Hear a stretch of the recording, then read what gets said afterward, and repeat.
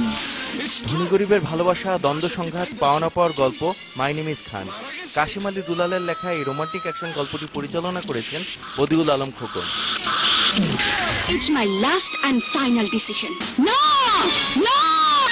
Shut up! চাই না তোমার ধন সম্পদ বংশমর্যাদার আভিজাত্যের জীবন, আমি চাই না। শারমিন জাহান চৌধুরী, শাকিব খান, অপু বিশ্বাস, মিশা সওদাগর ছাড়াও এই ছবিতে অভিনয় করেছেন প্রবীণ মিত্র, সাদিক বাচ্চু, রেহানা জলি, নূতন, আফজাল শরীফ, ইলিয়াস কোবরা সহ আরো অনেকে। এ ছবির গান লিখেছেন মনিরুজ্জামান মনির এবং সুর ও সঙ্গীত পরিচালনায় রয়েছেন আলী আকরাম শুভ। সকালে তোমায় দেখি, বিকেলে তোমায় দেখি, হলো রে হলো কি। Good morning madam.